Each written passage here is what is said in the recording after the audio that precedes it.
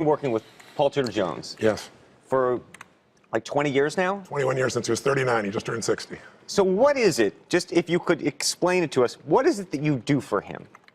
Well, my job was, he had a rough patch. And here's a man who's one of the greatest traders in history, as you know, right? He's had a time back in, 1987 where everybody was losing money, the biggest drop in history. He made 20% that day, made 200% that year.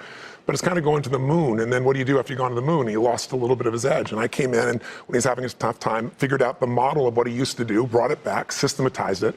And my job is to help him maximize his capability consistently. So he emails me daily. I measure things. I come see him quarterly. And we've had this relationship for 21 years. You're not telling him stocks to buy. You're talking about trying to get his mojo back.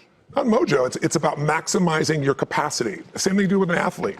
Everybody has certain strategies. It's really about making sure those strategies are consistent.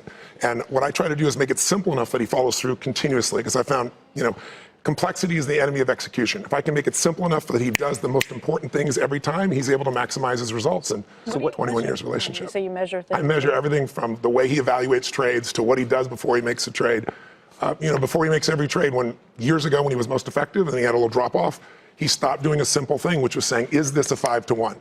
All of these investors have something in common, the best on earth. I interviewed 50 of them, the very best that exist in the world, and Nobel laureates, and said, what is it that sets you apart? They all are obsessed with not losing money. Paul's not lost money in 21 years. But the biggest thing is they look for that asymmetrical risk reward.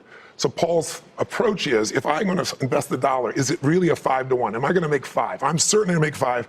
And yet, unlike some talking heads on television, he knows he's going to be wrong. So if I risk one to make 5 and I'm wrong and I could try it again, I can be wrong 4 out of 5 times and still do well. He's not wrong 4 out of 5 times. So I put together systems that help him to maximize. And I'm there also when those tough times happen to help him shift it around. Because as you know, for a trader, you get stuck. You don't want to take the hit, and you're going to have to be able to do that if you're going to be an effective trader.